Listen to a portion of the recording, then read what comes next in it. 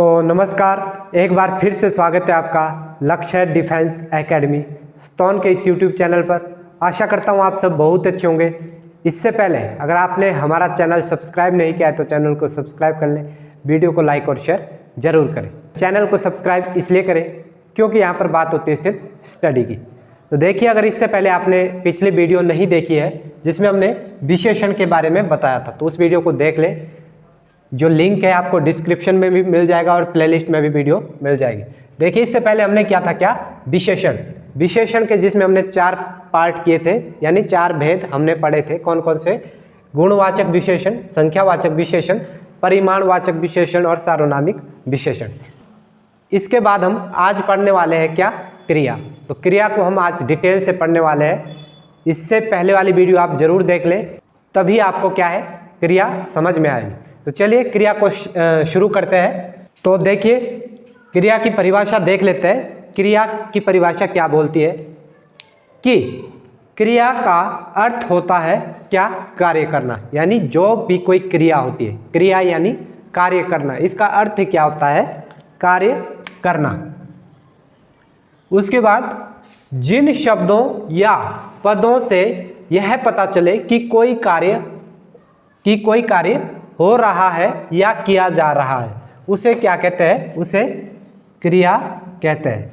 यह कह रहा है कि जिन शब्दों या तो जो शब्द होता है या पद होता है, शब्द और पद को मैं अच्छी तरह करवा चुका हूं कि शब्द क्या होता है और पद क्या होता है। तो वही चीज़ यहाँ बोल रहा है कि जिन शब्दों या पदों से हमें क्या है, किसी कार्य के होने का पता चले, उसे क्या कहते हैं, क्रिया कहते हैं। या सिंपल सा आप समझो कि कार्य करना।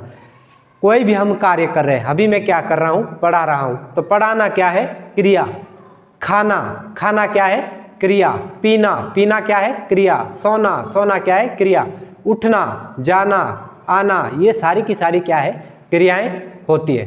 तो देख लेते हैं थोड़े एग्जाम्पल। तो ये सारी की सारी क्या है, आपकी क्रियाएं हैं। खाना, पढ़ना, लिखना, जाना, सोना, रोना, चलना, उठना, भागना।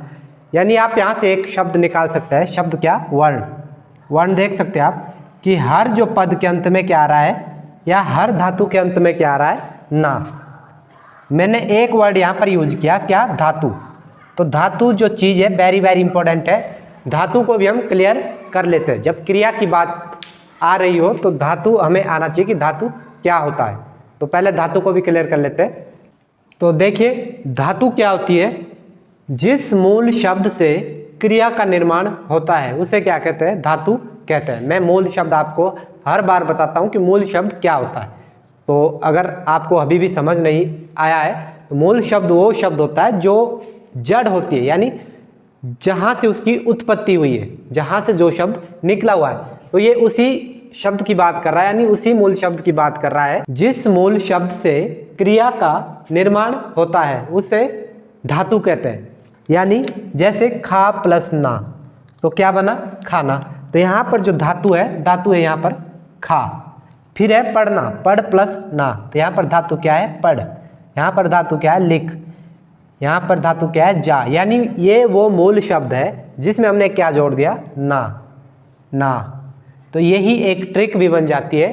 क्या ट्रिक बनती है कि धातु में क्या है, ना जोड़ने से क्या है, क्रिया का निर्माण होता है। अगर धातु में हम क्या जोड़ दें, ना जोड़ दें, तो किसका निर्माण होता है, क्रिया का।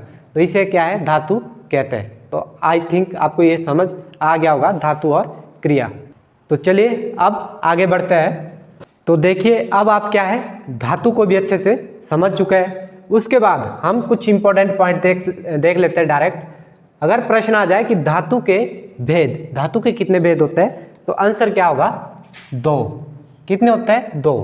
कौन कौन से होता है, मूल धातु और यौगिक धातु। ये इतना इंपॉर्टेंट नहीं है, परंतु यहाँ से डायरेक्ट क्वेश्चन जो है आ सकता है, मूल धातु और यौगिक धातु। उसके बाद दूसरा प्रश्न है, रचना की दृष्टि से क्रिया के भेद कितने होता है, तब भी आंसर आएगा 2। कौन कौन से होते हैं, रूढ़ क्रिया और यौगिक क्रिया। कौन कौन से होते हैं, रूढ़ क्रिया और यौगिक क्रिया। फिर जो लास्ट हमारे पास है, प्रयोग की दृष्टि से क्रिया के भेद, वो भी कितने होते हैं, 2। कौन कौन से होते हैं, अकर्मक क्रिया और सकर्मक क्रिया, और यही आज हम डिस्कस करने वाले हैं। ये वेरी वेरी इंपॉर्टेंट है, अकर्मक क्रिया और सकर्मक क्रिया। यकीन मानिए इसमें सिर्फ एक लाइन है, अगर वो चीज़ आपको समझ आ गई तो अकर्मक और सकर्मक आप कभी भूलेंगे नहीं। और सबसे कठिन भी यही है, अगर आपने समझ के याद नहीं किया है, आज तक रट्टा लगाते आ रहे हो तो कभी समझ नहीं आएगा। तो इसलिए आज ट्रिक से भी बताऊंगा, मेथड से भी बताऊंगा, और 3 तरीके इसके बताऊंगा, जौन सा अच्छा लगे उस तरीके से आप इसको समझ लेना। तो चलिए देख लेते हैं अकर्मक और सकर्मक क्रिया। तो यहाँ पर देखिए क्रिया अर्थ के आधार पर कितने, 2, अकर्मक और सकर्मक, 2 पार्ट हम कर रहे हैं, जिसमें सबसे पहले कौन सा करेंगे, अकर्मक। तो अकर्मक की क्या है, पहले परिभाषा लिख लो, फिर हम अच्छे से समझेंगे और 2-3 जो ट्रिक हैं वो भी यूज करेंगे और मेथड भी यूज करेंगे। तो देखिए क्या बोल रहा है कि वह है क्रिया जहां कर्ता द्वारा किया गया कार्य किसी अन्य चीज को प्रभावित नहीं करता, यानी किसी दूसरी चीज या किसी अन्य चीज के ऊपर कोई उसका प्रभाव ही नहीं पड़ेगा, उसे क्या कहते हैं, उसे अकर्मक क्रिया कहते हैं। यानी वह क्रिया जहां कर्ता द्वारा किया गया कार्य, जो कर्ता द्वारा कार्य किया जाता है उसका जो है अन्य किसी वस्तु पर कोई प्रभाव नहीं पड़ता, यानी अपने आप तक ही वो सीमित है।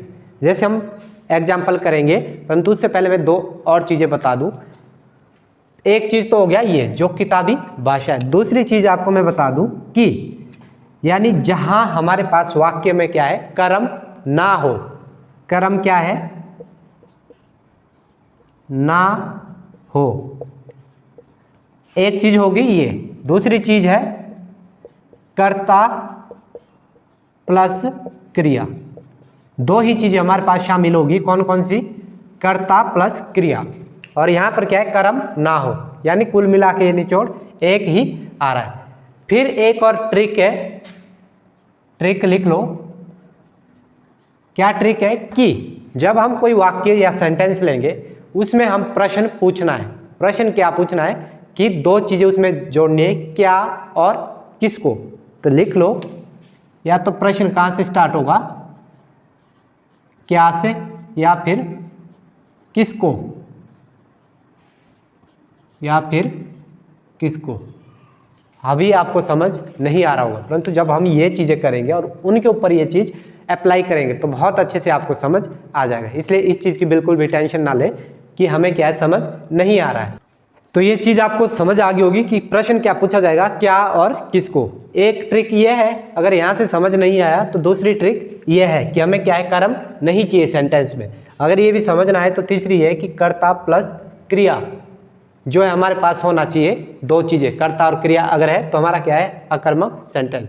फिर ये भी समझना है तो चौथी चीज़ है जिसको हम देसी फार्मूला बोलते हैं, देसी चीज़ बोलते हैं, देसी भाषा में आपको समझाता हूँ कि जैसे मैं अखबार पढ़ता हूँ, तो अखबार अगर पढ़ रहा हूँ, चलो अखबार को भी छोड़िए, मैं केला खाता हूँ, तो जब मैं केला खा रहा हूँ तो खाते खाते क्या है, ऐसा तो है नहीं कि केला कभी ख़त्म ही नहीं होगा, ख़त्म हो जाएगा। अगर मैं केला खा रहा हूँ, आम खा रहा हूँ, अंगूर खा रहा हूँ, तो जो चीज़ जिस पर प्रभाव पड़ता है, यानी जो चीज़ अगर कोई वस्तु कम हो रही है, थोड़ी सी भी कम हो रही है, तो वो क्या होगी, सकर्मक।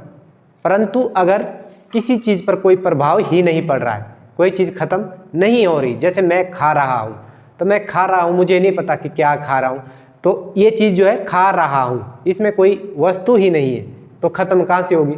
तो इसलिए अगर कोई चीज़ खत्म हो रही है तो सकर्मक हो जाएगी, कोई चीज़ खत्म नहीं हो रही है तो क्या हो जाएगी, अकर्मक। अगर कोई भी चीज़ ऐसे आ जाए, मैं फल खा रहा हूँ, मैं सेब खा रहा हूँ, मैं अमरूद खा रहा हूँ, तो ये सकर्मक में आ जाएगा। परंतु अगर सिंपल आ जाए तो वो किस में हो जाएगा, अकर्मक में। तो ये तो मैंने यहीं पर समझा दिया। तो देख लेते हैं सेंटेंस, मोहन खेलता है। तो इसमें पहली ट्रिक हम ये यूज करते हैं, मोहन क्या खेलता है। तो अगर तो इसका आंसर मिल जाए तो क्या होगा, ये सकर्मक। परंतु अगर आंसर ना मिले तो क्या होगा, अकर्मक। तो यहाँ पर क्या है, मोहन क्या खेलता है, तो इसका हमें आंसर नहीं मिल रहा है। आंसर क्यों नहीं मिल रहा है, अगर यहाँ होता कि मोहन फुटबॉल खेलता है और फिर मैं ये प्रश्न पूछता मोहन क्या खेलता है, तब आंसर मिल जाता। मैं क्या खेलता है, फुटबॉल, तो फुटबॉल खेलता है, तो फिर किस में आ जाता, सकर्मक में। परंतु यहाँ आंसर नहीं मिला, इसलिए किस में हो गया, अकर्मक में। तो इस मेथड से तो हो गया पहला सेंटेंस। दूसरा सेंटेंस देख लेते हैं, निकिता पढ़ती है। निकिता क्या पढ़ती है? अगर यहाँ लिखा होता कि निकिता किताब पढ़ती है तो क्या हो जाता? सकर्मक। ठीक है, अगर यहाँ किताब होता लिखा हुआ और फिर मैं सेंटेंस बनाता निकिता क्या पढ़ती है, तो आंसर मिल रहा है मुझे, यानी किताब पढ़ती है, परंतु यहाँ आंसर नहीं मिल रहा है, इसलिए क्या हो जाएगा? अकर्मक। तो दो सेंटेंस में मैंने ये फॉर्मूला यूज किया, ये ट्रिक अप्लाई की। अब आ जाता है कर्म और कर्ता प्लस क्रिया पर। देखिए, मोहन खेलता है। मोहन क्या है? कर्ता। खेलता है यानी खेलना क्या है? क्रिया। तो ये बोल रहा है कि कर्ता और क्रिया अगर हमारे पास है कहीं दिया हुआ तो वो क्या है? वो है हमारा अकर्मक। यहाँ भी देख लेते हैं, निकिता क्या है? कर्ता, पढ़ना क्या है? क्रिया। तो यहाँ भी हो गया, ये रूल जो है अप्लाई हो रहा है। बच्चा क्या है? कर्ता, रोना क्या है? क्रिया। तो ये रूल अप्लाई हो रहा है। अंकिता क्या है? कर्ता, हंसना क्या है? क्रिया। ये रूल अप्लाई हो रहा है। फिर बोल रहा है कि कर्म ना हो। तीसरी ट्रिक ये, कर्म ना हो। तो कर्म तो इसमें हमारे को कहीं दिख नहीं रहा है, क्योंकि ये कर्ता है, ये क्रिया है। अगर यहाँ होता कि मोहन फुटबॉल खेलता है तो फुटबॉल क्या हो जाता? कर्म। निकिता अखबार पढ़ती है तो अखबार क्या हो जाता? कर्म। तो आपको ये समझ आ गया होगा, ये क्या है? हमारा अकर्मक। इसमें मैंने तीनों ट्रिक अप्लाई कर दिए, तो इसलिए शायद यहाँ से आपका कोई भी प्रश्न नहीं छूटना चाहिए, सारा क्लियर हो गया होगा। देखिए, बच्चा रोता है। बच्चा क्या रोता है? तो आंसर नहीं मिल रहा है, तो क्या हो गया? ये हो गया हमारा अकर्मक। अंकिता हंसती है। अंकिता हंसती है तो अंकिता क्या हंसती है? यहाँ भी आंसर नहीं मिल रहा है, तो किस में हो जाएगा? अकर्मक में। तो आई होप आपको अकर्मक बहुत अच्छे से समझ आ गया होगा। अब हम कर लेते हैं क्या? सकर्मक। दूसरा पार्ट कौन सा? सकर्मक। अब क्या है हमारे पास? सकर्मक। देखिए, दोनों जो शब्द है नाम से ही पता चलता है। इससे पहले हमने किया था अकर्मक। अकर्मक मतलब जिसमें कर्म साथ ना हो। सकर्मक मतलब जिसमें स का अर्थ क्या है? साथ, और कर्म का अर्थ है कर्म, यानी जिसके साथ क्या है? कर्म साथ में हो, उसे कहते हैं सकर्मक। और जिसमें कर्म साथ ना हो उसे कहते हैं अकर्मक। तो परिभाषा देख लेते हैं, सकर्मक किसे कहते हैं? वह है क्रिया जहाँ कर्ता द्वारा किया गया कार्य किसी अन्य चीज को प्रभावित करता है। इसमें क्या था कि किसी अन्य चीज को प्रभावित नहीं करता, परंतु इसमें क्या है? जरूर प्रभावित करेगा, यानी प्रभाव पड़ेगा। किस पर पड़ेगा? कर्ता पर। तो देख लेते हैं एग्जाम्पल, परंतु एग्जाम्पल से पहले ये चीज़ें समझ लो। ट्रिक यहाँ पर और आसान कर दिए मैंने। 3 ट्रिक है, कर्ता प्लस कर्म प्लस क्रिया। 3 चीज़ें आपने देखनी है, आपका सेंटेंस कभी गलत हो ही नहीं सकता। अगर ये 3 चीज़ें मिल गई तो आप डेफिनेटली सेंटेंस को क्या है? सही करोगे। दूसरी ट्रिक है प्रश्न। प्रश्न करके कौन सा? क्या और किसको। 2 प्रश्न करने हैं, क्या और किसको। अगर जवाब मिलता है तो सकर्मक, अगर जवाब नहीं मिलता तो अकर्मक। और तीसरा है जब किसी वस्तु का कम होना, यानी अगर कोई वस्तु क्या है? कम हो रही है तो वो हो जाएगी सकर्मक, परंतु अगर वस्तु वैसी की वैसी है तो किस में लगाएंगे? अकर्मक में। तो चलिए एग्जाम्पल देख लेते हैं। इससे पहले हमने बोला था मोहन खेलता है, परंतु मैंने लिख दिया यहाँ पर मोहन फुटबॉल खेलता है। तो अब ट्रिक के जो 3 ट्रिक दी गई है, कोई सी भी अप्लाई कर लो, सारी जो अप्लाई हो जाएगी। मोहन क्या है? कर्ता। मोहन यहाँ पर करता है। कर्म क्या है? फुटबॉल। क्या कर रहा है? फुटबॉल खेल रहा है। क्रिया क्या है? खेलना। उसी तरह यहाँ भी निकिता कर्ता, अखबार कर्म और पढ़ना क्रिया। बच्चा कर्ता, दूध कर्म और पीना क्या है? क्रिया। अंकिता कर्ता, दुख क्या है? कर्म और भूलना क्या है? क्रिया। तो पहला जो है रूल अप्लाई हो चुका है तीनों में। दूसरा रूल देख लेते हैं, क्या और किसको। इसमें सिर्फ प्रश्न पूछना है। मोहन क्या खेलता है? आंसर मिल रहा है, क्या खेलता है? फुटबॉल, यानी क्या हो गई? सकर्मक। निकिता क्या पढ़ती है? निकिता अखबार पढ़ती है, इसमें भी आंसर मिल रहा है, यानी क्या हो गया? सकर्मक। बच्चा दूध पीता है। बच्चा क्या पीता है? इसमें भी आंसर मिल रहा है, यानी दूध पीता है, तो ये भी हो गया सकर्मक। फिर है अंकिता क्या भूल गई। इसमें भी आंसर मिल रहा है कि अंकिता क्या है? दुख भूल गई है, तो इसका आंसर भी क्या होगा? सकर्मक। 2 ट्रिक अप्लाई हो चुकी है, बिल्कुल सही है। लास्ट ट्रिक देख लेते हैं, किसी वस्तु का कम होना, यानी इसमें क्या है? प्रभाव पड़ेगा, कोई वस्तु कम होगी।